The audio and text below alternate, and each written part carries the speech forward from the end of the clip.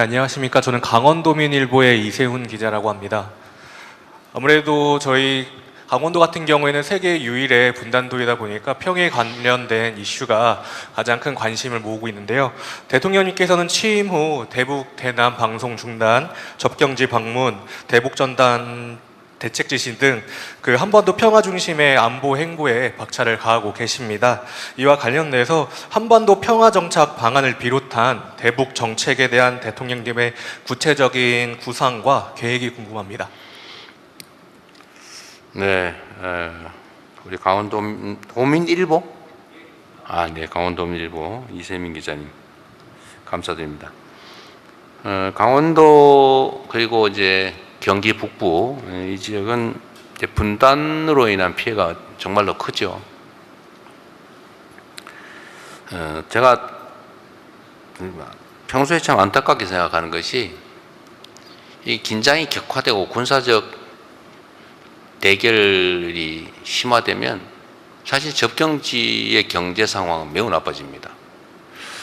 경제뿐만 아니라 이제 일상적 안전, 삶도 위협받죠. 그런데 묘하게 군사적 긴장을 고조시키는 그런 경우 또는 평화를 확장하기 위해서 노력하는 경우 이 두 가지가 약간 대립되는 부분이 있는데 이게 평화를 확장하기 위한 노력에 대해서 과연 그렇게 적극적으로 지지받는지를 잘 모를 때가 있어요.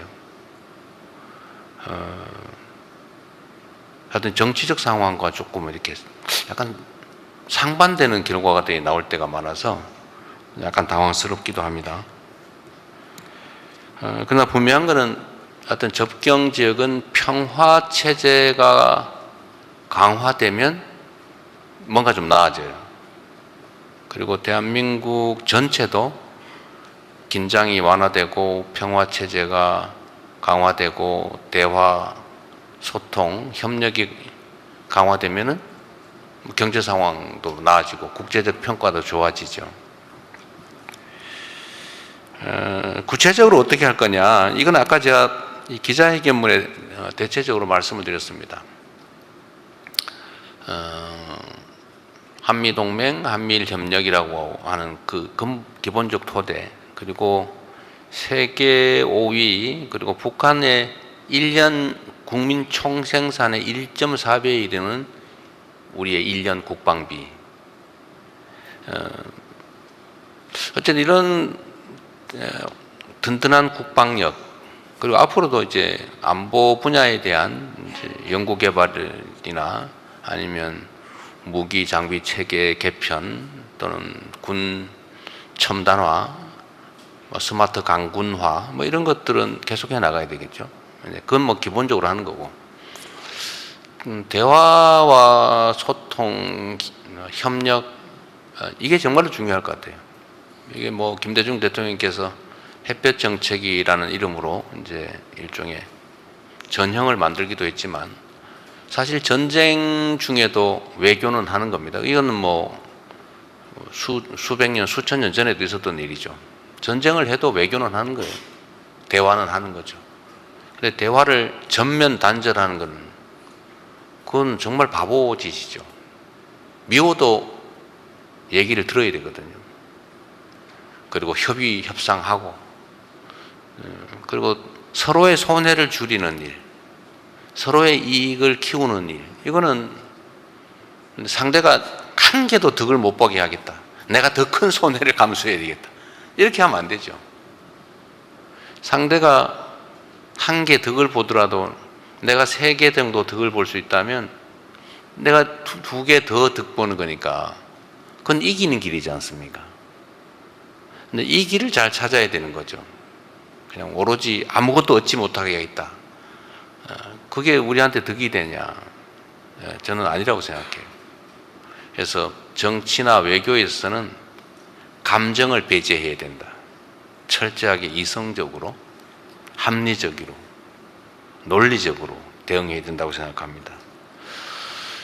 저는 한미 간의 든든한 공조 협의를 바탕으로 해서 북한과의 관계를 개선해야 되겠다고 생각해요. 저는 지금은 너무 적대화되고 불신이 심해서 쉽지 않을 걸로 예상합니다.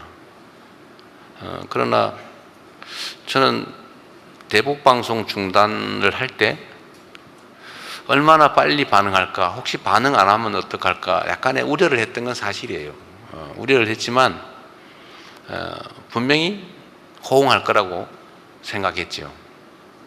근데 너무 빨리 호응해서 저도 약간은 기대 이상이었습니다. 그래서 하나씩 완화해 나가야 되겠죠.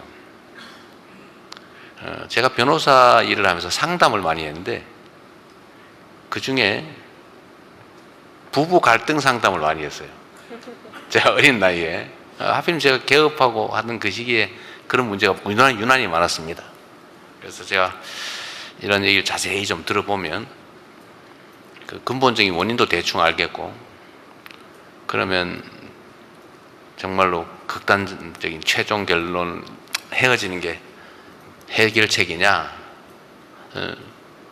이거 자세히 들여다보면 오해가 오해를 낳고 갈등이 갈등을 낳고 불신이 불신을 낳고 미움이 미움을 낳아가지고 사실은 원래는 요만한 차이였는데 지금은 이만해져가지고 감당을 못하는 경우가 상당히 많더라고요. 그래서 제가 그때 그랬습니다. 부부 클리닉 같은 데 가서 남녀 역할을 바꾸는 거 한번 해봐라.